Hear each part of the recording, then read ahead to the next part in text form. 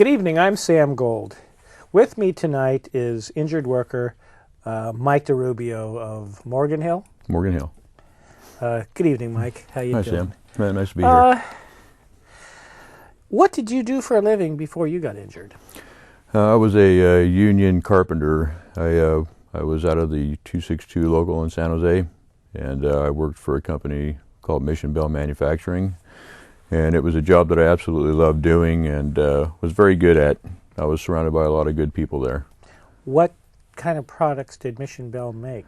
Mission Bell is does millwork. We do fixtures, cabinets, desks, that sort of thing. If you walk into the front of Kaiser and you'll see, the huge desks, or any lawyer's office, we do the paneling and finished woodwork. Custom work. Oh yeah. They're a huge outfit. They probably do some of the finest work in California, if not really the finest. Let me rephrase it. How long had you worked for them before you got injured?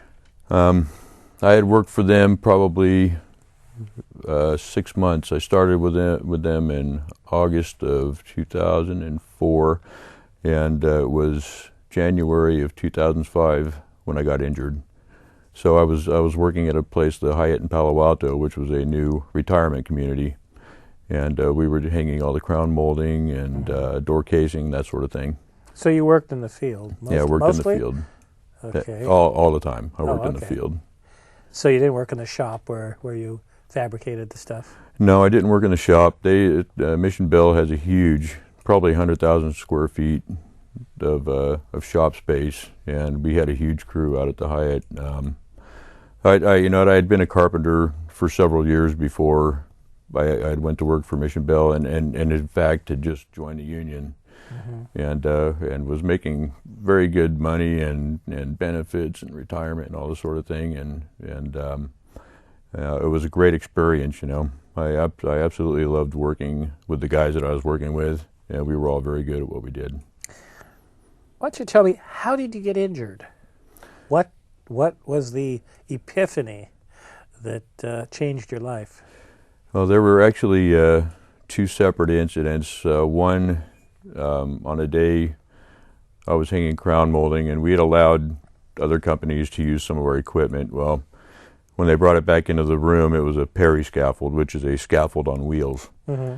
And I climbed back up onto the scaffold to continue hanging the molding, and they didn't put it back together correctly, and the thing caved in on me. So that was one of the things that happened. And the other thing that happened was in one of the rooms that I was hanging, and we usually had to hang 1 or 2 bedroom unit in a day. I mean, that's how we had to move. The tile guys had actually left 5,000 or 6,000 pounds worth of concrete in a room in my way. And when I came to them to move it, they were telling me, well, that's too bad, we're not going to move it. You have to move it out yourself. So I moved it myself. I didn't have a choice.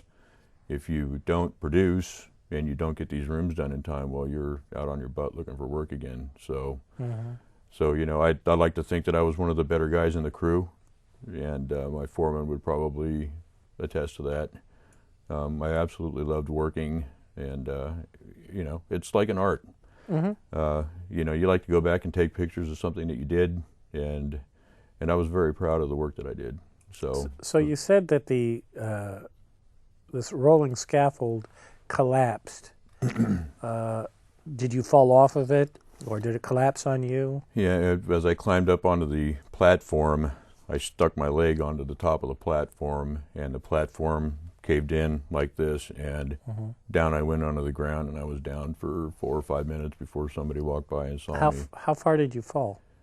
About 6 feet onto a concrete floor, neck and shoulder first. Oh.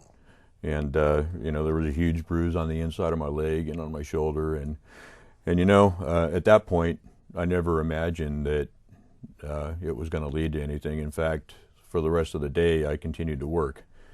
It's one of those things where you're with these guys and you have something to prove, and you certainly don't want to be viewed as somebody who can't Malingerer. Yeah, absolutely. How soon before you realized there was a problem and Did you contact your foreman and let him know that you had been injured? Yeah, I told the foreman that day what had happened. He came to the room, and I was like, Dave, it's okay. You can write it up if you want, but I need to get this room finished. Let's get back to work, and we'll deal with this one later. Well, it was probably 2 weeks after that I had to move all the concrete, and the day after that happened, I got out of bed, and actually I didn't get out of bed because I couldn't. And it just so happened that that night my aunt had died, and I wasn't able to go to work that day anyways, but I did call in my injury. So they knew what had happened, and this would have been January 26th of 2005. So you were in under the new changes to the workers' comp system. Yeah, 27 days out of the window. Wow. So you went to a doctor. Did they send you to a specialist, or did you just go to a general clinic? Or actually, the first place they sent me to was to a physical therapist, and the physical therapist. They didn't send you to a doctor first? No, they sent me to a physical That's therapist. Strange. And the physical therapist had sent me to this doctor who was an orthopedist. Now, when you look on the MPN list, they say orthopedics.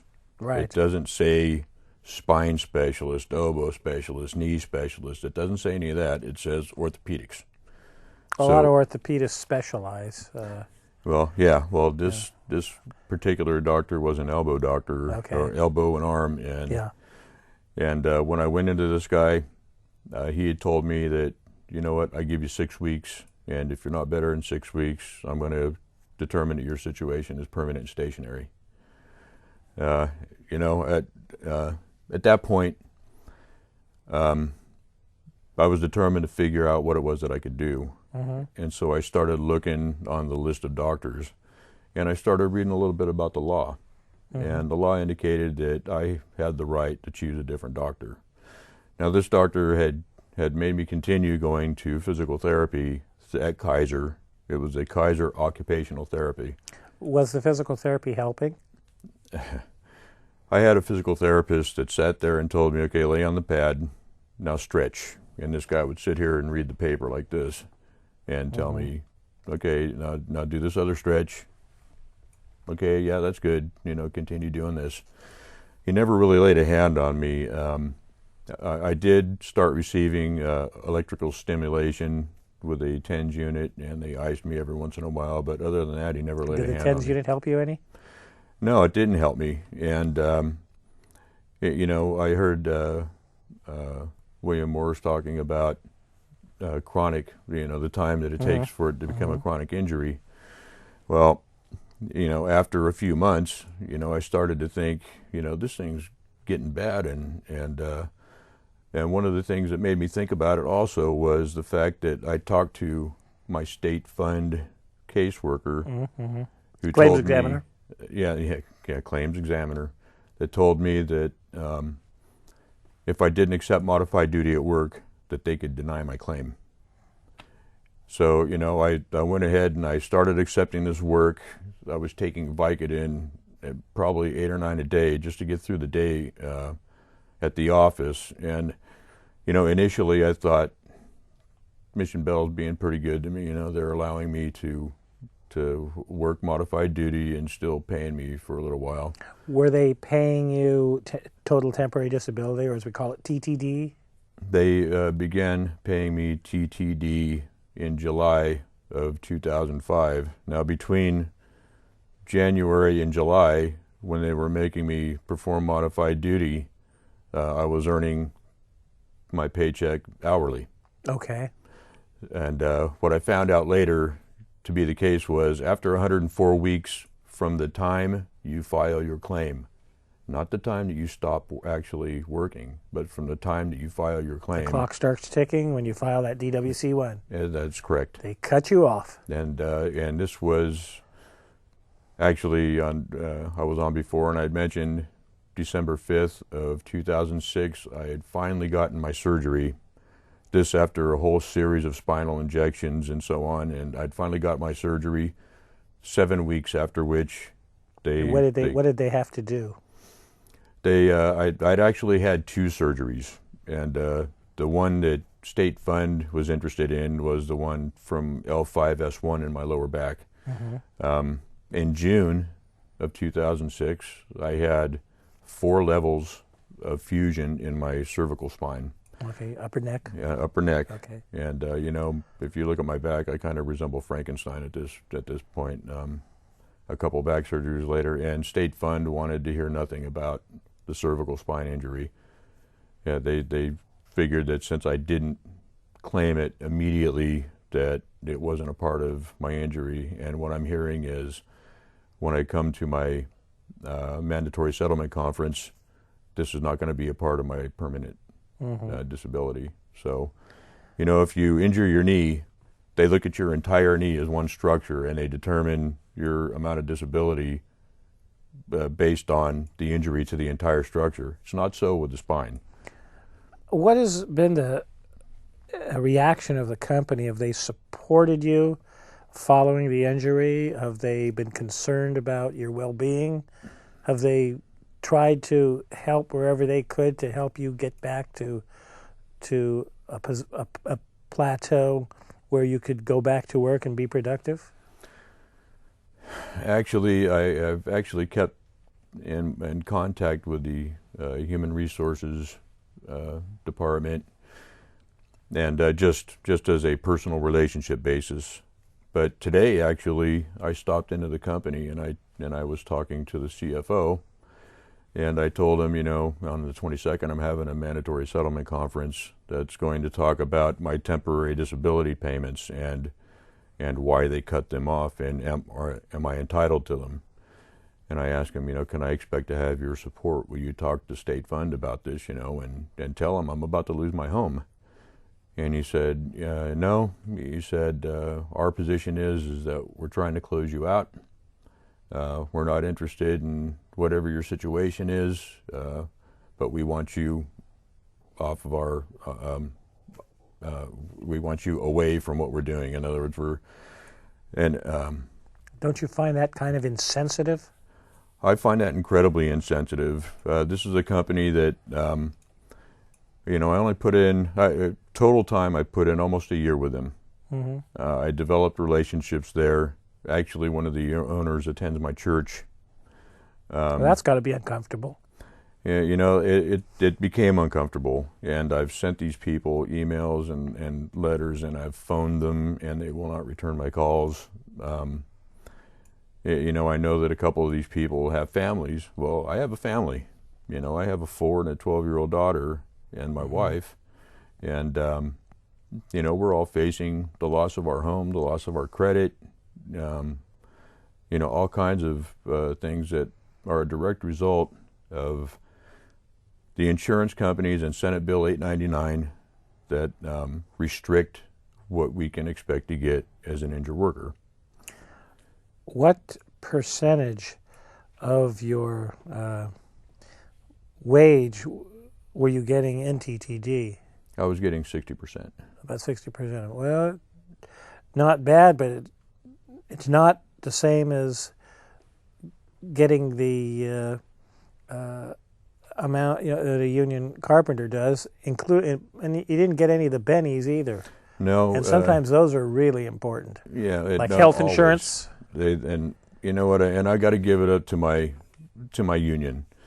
As I mentioned, I'm a member of the 262, and they carried me for quite a while. And and I'm forever grateful to my union that they extended my benefits out actually until the end of October 2006. Have they tried to intervene on your behalf between you and the company? They offered to provide a lawyer to me, but after my benefits were cut off in January, I actually went out and got my own attorney.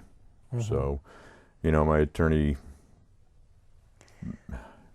may or may not be able to do something for me at this point. Have you been able to get health insurance for your family? I will assume that you had union health insurance prior to your injury. I had union health insurance, and actually a few weeks ago, there's no way for us to know where to go for insurance because I've never had to deal with this. And I finally found that if I went and applied to Medi-Cal, and they turned me down because I made $200 a month too much with my state disability and permanent disability rating. You mean the advances, PD advances? Yes. So, but you got to keep an eye on those advances, because once you get to a specific point, they'll cut you off there too. Yeah. I will assume you really got very irritated, and you probably have done like many other injured workers have done. You started writing letters, did you not? Yeah, well, I've probably written 20 or 30 letters to the governor. I've written assembly members. In fact, I have a meeting next week with Assembly Member Laird. And actually, it's not with him, it's with one of his general counsel. I guess it's a district superintendent. The Department of Constituent Affairs for Arnold Schwarzenegger had written me a response asking for the particulars of my case. This was a couple months ago, and I sent that letter. I faxed the letter. I sent it in an email, and have not heard any response from them as of yet. That's something that we've heard from a lot of injured workers. We send them the information. It's last we hear. Yeah.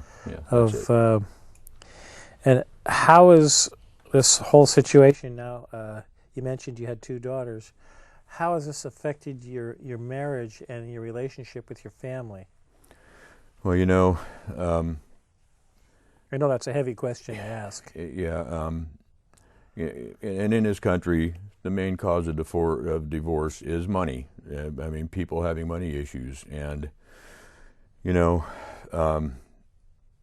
with rent and car payments and trying to raise 2 children and now being on a budget, and everybody can understand that, and living on $1,600 a month now, as opposed to the $35 an hour for busting my butt, being a carpenter. And I cannot imagine that these people would believe that I would choose to live this way. I mean, I have the scars on my back to prove that I've been injured. I have the MRIs to prove I've been injured. I have the doctors that swear that I'm injured, who perform these surgeries. I don't go and have these surgeries because I enjoy them. No. And, I have to come home and I have to look at my daughters, and one of these days I know I'm going to have to explain, we have to move out of here, and I don't know where we're going to go. To your knowledge, do you know if the insurance company sicked a private investigator on you? I don't know at this point. I know that I have a friend, Anita Blick, who has just been through this whole ordeal, and the San Mateo County Attorney's Office has went after her. The Workman's Comp Appeals Board has went after her as a result of what happened in San Mateo County. This is a beautiful little old lady who they took photographs of working in her garden, watering her plants. And then later that day, she had to go to the doctor, and she was on her crutches and actually drove herself. And for this, they found her guilty of what law, I have no idea, for lack of 550B3 of the Penal Code. They said she had an obligation to tell somebody something that affected her entitlement to benefits, and she didn't. It's an ambiguous law that shouldn't even be here. And as some of you might remember, we did a show here with Anita several months ago, and her case goes on and on. Just recently, the workers' comp judge that was empowered with determining the restitution kept saying that she was found guilty of workers' compensation fraud. She was not found guilty of workers' compensation fraud, but I guess the judge didn't care. Had you tried to get help from any advocacy organizations that were available to kind of help you along? Yeah, I looked on the internet, and then I found, the barbaclark.org, I found ciaw.org, I found viaw.org, and what I found was, especially with the VIAW, I had contacted them because they looked like they were a great advocacy group, and I went on their website. They had all these horror stories. they kind of had some kind of direction for people, and what I found was they're not interested in helping you unless you can come pony up with the money to join their organization. When I came here and actually had spoke to the producer and he asked me what group are you representing, and the last time I was here it was the 262, and now I feel like I'm a representative of Californians Injured at Work, and that's what I told them to put. I am a CIAW representative. If somebody talks to me about it, I would be glad to guide them to it. I just have absolutely no faith in the VIAW. They have an agenda. The agenda is not for injured workers advocacy. It is for the advancement of Mark Hayes and entities therein. And by the way, they have a new president, Jesse Cenaceros, who worked, I believe, for an aerospace company. At least somebody told me. What is your reaction, or how would you gauge the difference between both Californians Injured at Work and Voters Injured at Work? I know it's a tough question to ask. No, it's pretty easy to ask. My experience with Californians Injured at Work is that I sent my story in. You and Steve, actually I had met Steve at the ACOM hearings several months ago. You contacted me within hours of my story and of my story being put on the internet. And emailed to the internet, and we try to get to everybody the same day. Sometimes we can't, but we like to let people know that we're here to help, and how can we help you? I'm sorry that you had a bad dealings with Voters Injured at Work, but we've had a lot of injured workers contacting us and expressing their distrust and getting upset with Voters Injured at Work. And I think it's a real shame, because many of those horror stories that you see on their website would bring me to tears. And let me tell you, some of them had. And I think it's just criminal that nobody sees those horror stories. They want you to believe that people are seeing those horror stories. The media doesn't look at them. And I think that they're doing the injured workers an injustice by making them think that people are actually looking at those stories. We tried to work with them to co-produce Injured on the Job about a year or so ago, but I guess they didn't seem to think that using television to show what's happening to the injured workers, how it's destroying families, how it's destroying marriages. They didn't seem to think that television was the way to do that. But we have found that you've got to get in people's faces. You've got to let our legislators know what's happening. And how else can you do it but with television? It is the media of the 21st century. And the governor, the insurance industry, the Chamber of Commerce, they're using television to spread disinformation. We have to use it to tell the truth. I understand that you were at a gathering over the last weekend at the Capitol on Workers' Memorial Day. You want to tell us a little bit about that? Yeah, I had actually I was a South Bay organizer for that, which, really didn't know a whole bunch. All I knew is I was going to go, and I met a lot of just beautiful people who had horrendous stories about their dealings with, in particular, state fund, and the denial of benefits and temporary disability and all these types of things. It was an opportunity for people who had to go through these issues to speak out and tell the governor and the people of California just exactly how they felt about what's going on, especially with Senate Bill 899. through the people that I met, as such as William Morris and Anita, who came up with me, I'm finding that my story is not unique, that it is more common than I had ever imagined. And I was asked actually by Steve to provide a speech, which I did, which I wish that the governor would look at. An excellent speech. Well, thank you. It was a speech from the heart, and it wasn't about anybody in particular, but it was about everybody in particular. And, you know, people don't think that these issues are real until it happens to you.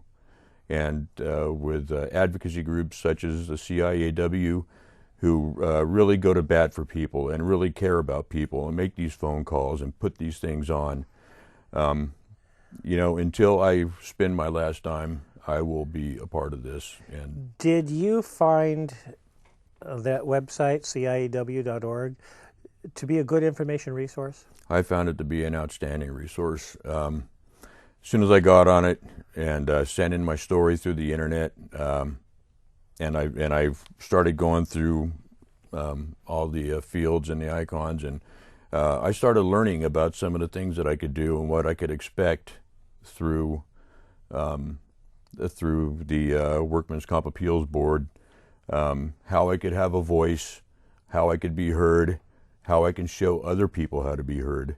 It is a great medium for people to learn how to address their issues, to find an attorney, to listen to other people's stories. Did any of the streaming media on the CIAW website, did you get a chance to watch some of that? Yeah, I did. And what did you think of it? What was your response to it? You know, my response to it was, wow, I'm not the only one. And this is such a diverse field of people, from attorneys to exotic dancing to carpenters to policemen to firemen, all these people who have legitimate claims to injury that they're being denied benefits. They're losing their families, they're losing their homes, their credit. I mean, just the credit horrific. always goes first. The credit goes first. Well, you know, it can happen to anybody: doctor, lawyer, Indian chief, police officer, you name it. Mike, you know, we wish you luck. If there's any way we can help you, you know, to help with your case, you know, certainly please let us know. No, we'll certainly you know, we're all, you know, we're all like one big family, and we certainly need to help each other. And again, ciaw.org if you need help. Mike, we wish you luck. Sam, thank you so much. You and Steve very much. God bless you. You're welcome. And this is Injured on the Job.